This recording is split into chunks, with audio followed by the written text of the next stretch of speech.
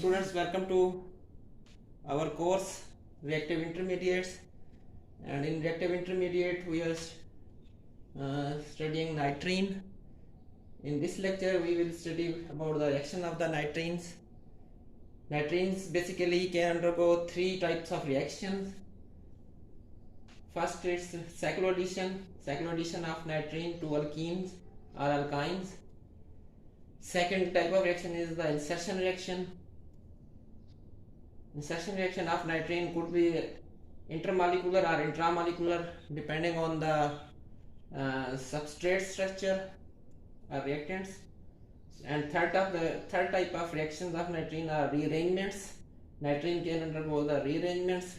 There are four famous rearrangements are written on this board: Hofmann Rearrangement, Curtis Rearrangement, Lawson and Schmidt. These all rearrangements have different starting material. We previously in the last lecture we studied about the Hofmann, how the acyl nitrene are generated from through Hofmann rearrangement. So these we will study. These are the third type of reaction that we will study under the heading of the reactions of the nitrenes.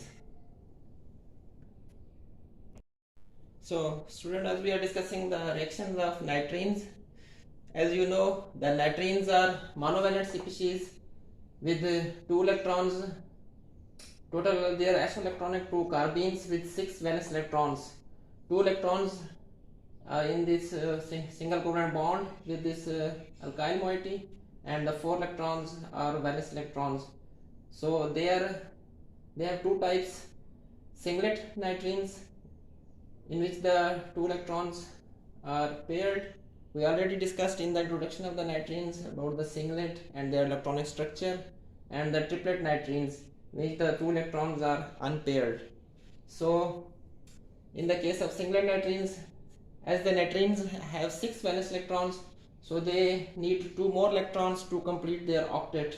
So they are electron deficient and they behave as electrophile or neutral species, similar to carbenes. So singlet nitrenes, they undergo concerted reaction. Concerted reaction means that bond making and breaking occur at the same time. So in the case of the triplet nitrenes, they have the unpaired electrons. They behave as diradical and they undergo stepwise manner. So they behave as diradical in the reactions and they also undergo a stepwise manner. So we are very similar to the carbenes, which we already discussed how the stepwise manner mechanism operates. So this is the first reaction. These are the cycloadditions. So we take an example of olefin, E-olefin. Here the geometry of the double bond is E. So this E undergoes cycloaddition with the singlet nitrene, and this cycloaddition is very similar to 1+2 cycloaddition reaction and form this aziridine. And this aziridine, the product has trans or E geometry. So the E geometry of this olefin, E-olefin, is preserved in the product. So this geometry, E geometry, is preserved in the products. So in the case of the singlet nitrenes, these we can say that they undergo with the retention of configuration, and this reaction is also called stereospecific. So if we take this, if the geometry of the olefin is Z, it also undergo very similar 1+2 cycloaddition to form this aziridine with the configuration, retention of configuration. This Z geometry is preserved in the product as well to form this cis or Z product. So this shows that this reaction is stereospecific and with the retention of configuration, with the retention of this geometry, and it is also called stereospecific in the case of the singlet nitrenes. So if we take the example with the triplet nitrene, in the case of the triplet nitrene, when it undergoes this with the reacts with this E-olefin, here the reaction, as we discussed previously, this triplet nitrene behave as diradicals and they will be added in stepwise manner. So they give us the mixture of cis and trans aziridine products So here these products are formed with without retention of configuration in the case of the triplet nitrene, and this reaction is non-stereospecific. So as we are discussing the reaction of the nitrenes, so here we another example. This is allyl azide. Allyl azide under photolysis or thermolysis with the loss of nitrogen generate this nitrene, and in this nitrene intramolecularly it's rearranged to form this product, rearranged product. So when this is another example that how the nitrene reacts with the olefin. This is 1,3-butadiene. 1,3-butadiene reacts with this nitrene through 1+2 cycloaddition reaction. This 1+2 cycloaddition product rearranged to form this dihydropyrrole type product. So this is the way how this nitrene reacts with the olefins. So this is some more examples that how the nitrenes undergo in reaction with. This is the intramolecular version, but this is the intermolecular version of that how the olefin reacts with the nitrene. So this is as we are discussing reaction of nitrenes. So this is the addition of nitrene to alkyne. So here we take an example of N-aminophthalamide. N-aminophthalamide in the presence of this oxidizing agent lead tetraacetate, it formed here in this moiety NH2 is converted into nitrene, and then this undergo the addition, cycloaddition with this alkyne to form this highly strained azridine type product. This highly strained azridine product is unstable and it undergoes rearrangement to form this with the migration of this thalamide moiety over here, and this double bond is shifted here, and this is the to form this more stable rearranged product. So this is the how the nitrene reacts with the triple bond.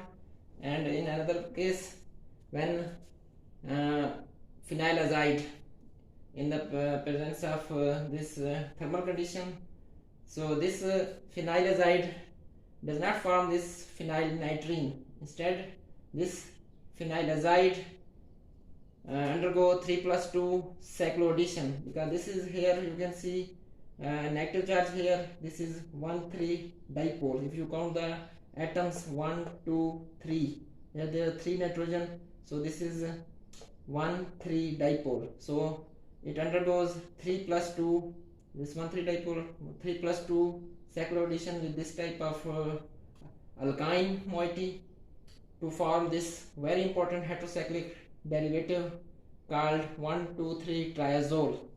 So these under the thermal condition, so instead of forming this phenyl nitrene, this undergo 3+2 cycloaddition phenyl azide to form this 1,2,3 triazole derivative with triple bond. So although this is not a reaction of the nitrene, but instead this phenyl azide which undergo the cycloaddition instead of forming this nitrene.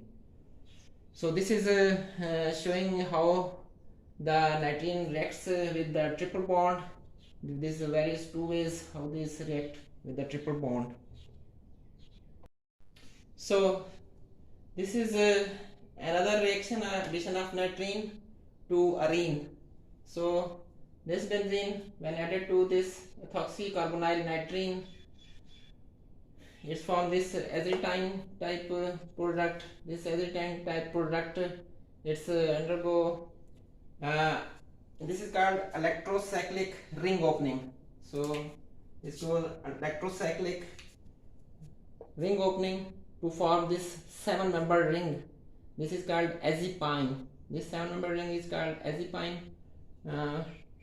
So if you count the number of carbons and number of atoms in the rings, it will be 7. If we starting from this nitrogen, 1, 2, 3, 4, 5, 6, 7. So this is called electrocyclic ring opening to form this azipine ring, and if we add mineral acid, then this intermediate takes the proton and form this aniline type derivative in the presence of mineral acid. So this is the reaction of nitrene with arene, that how the nitrene is added to an arene. So it either it forms this 7-membered ring azipine, or it in the presence of the mineral acid it forms the aniline type derivative after accepting the proton.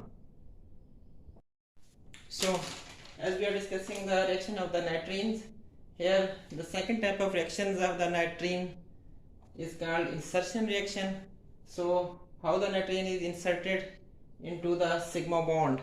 So this is the cyclohexane molecule. Here this is, it has CH, which is a secondary CH bond. So this nitrene thermally or photochemically inserted to form this amine derivative. This when this R is alkyl group, then the yields of this reaction are poor. So but when this R is aryl, so when aryl nitrene reacts with this insertion reaction, when this aryl nitrene undergo insertion reaction, it forms this aniline derivative with good yield. So if we take an example that how nitrenes are selective in the insertion reaction, if you see, we take this example 2-methyl and 2-methyl butane. Here you can see you have different type of CH bonds, 3 degree, 2 degree, 1 degree. So tertiary CH bond, if you see this one, CH bond is tertiary. This methyl, these are primaries, they have primary CH bond, and then this CH2, which is attached to 2 carbons here, it is secondary. It has secondary CH bond. So the fast insertion of the nitrene is through this. This is order that how selectivity pattern works. Tertiary CH bond firstly insert into nitrene, then secondary, and then primary. So nitrene insert firstly into tertiary CH bond. So this is how the insertion reaction works in the case of when nitrene is inserted in sigma bond. So in this here you can see this example, this is 2-methyl butane. Here you can see this these 3 methyl groups, they have primary CH bonds, and this one, this CH, this CH is called methyl, they have primary CH bond. This CH, which is called methine, it is a tertiary CH bond, and this CH2, this is called methylene, which is attached to 2 carbon. This is a secondary, this carbon has secondary CH bonds. So nitrene insert firstly into tertiary CH bond. This is the selectivity pattern. Then secondary CH bond, and then least insertion will take place in the primary CH bond. So as we are discussing the reaction of nitrenes, this as we have discussed earlier, in the case of the singlet nitrene, when it is inserted into this CH sigma bond, it form you can see this type of transition state. These dotted lines show that these new bond will be formed, and this solid line, this old bond will be broken to form this amino derivative. So in the case of the singlet nitrene, it is inserted through concerted reaction. Concerted reaction means that these bond breaking and new bonds formation occur at the same time to form this product. So it occurs in the single step. When the nitrene is triplet, it inserted into this CH sigma bond through stepwise manner. As this triplet nitrene behave as diradical, this is discussed previously. So this diradical reacts with this inserted into this CH bond. Here this 2 electron, 1 electron goes to each atom, this one electron goes to carbon and this one electron goes to this hydrogen. Here this form a covalent bond with this nitrogen, this hydrogen, and then these diradical again form a new covalent bond to form this amine derivative. So this is how, now this is stepwise manner. So this is triplet nitrines reacts in stepwise manner, whereas the singlet nitrene reacts in a concerted manner. So this is as we are discussing the insertion reaction of the nitrene. This is some other examples of the insertion reaction, intramolecular insertion reaction of nitrene. Here you can see, if we have this type of the nitrene with this aromatic is attached here, it's undergo this aromatic CH bond, insertion of this nitrene into this CH bond occur, and it then this is the then this electrocyclization. After the electrocyclization, then this 1,5 shift of this proton occur to this nitrogen. This is the second example of the CH insertion of the nitrene through this electrocyclization occur. After electrocyclization, then this 1,5 shift of this H occur to form this product. And this is the example of the CH insertion of nitrene in the aliphatic CH or sp3 hybridized. Here this is a chiral center, and then this is a azide moiety. After thermolysis or photolysis, this form this nitrene, and then this nitrene is inserted into this CH sigma bond with the retention of configuration at this chiral center. So the retention of configuration means that if this chiral center has OR configuration, then in the product this OR configuration will be preserved. If this chiral center has S configuration, then with the retention of configuration after cyclization, the S configuration of this chiral center will be preserved in this product. This chiral center must have the S configuration here.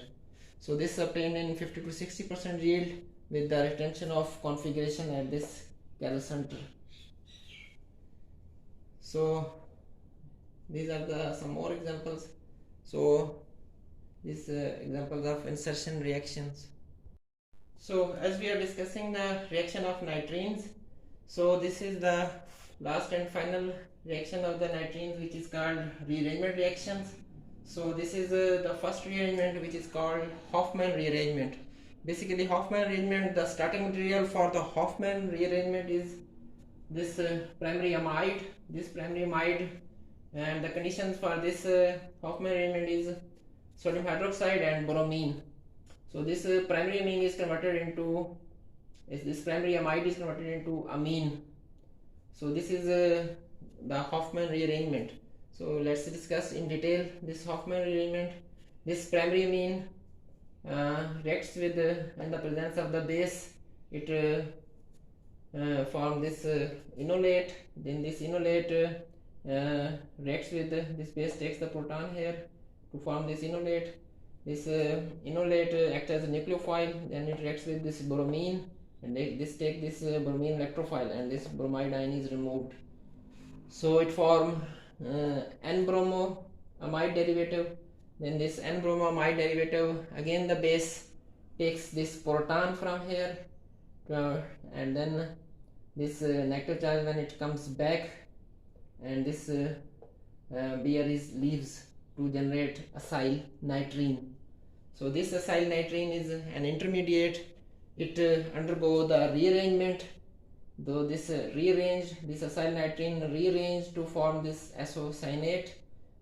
This isocyanate, now it can react in 3 ways. If the solvent is water here, then with the loss of this water reacts with isocyanate, with the loss of carbon dioxide molecule, it form amine derivative.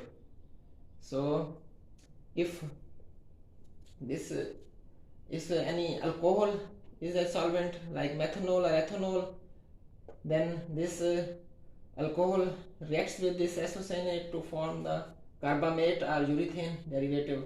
Carbamate or urethane, carbamate is also called the urethane. In carbamate, there on the one side you can see this amide functionality, and the other side you can see an ester functionality. So these are the carbamate or urethane. They are very important synthetic materials. So this if isocyanate reacts with amine, primary amine, then this form this urea derivative. So depending on the which solvent is used, we can make we can convert this isocyanate into amine, into carbamate or urethane, and we can also convert if amine is reacts with this isocyanate, we can form the urea derivative. So this is overall this is called the Hofmann Rearrangement, which we can summarize it that in the presence of this strong inorganic base sodium hydroxide and boramine, this primary amide converted to amine, carbamate and urea derivative. So we can form all the three types of these derivatives depending on how the isocyanate reacts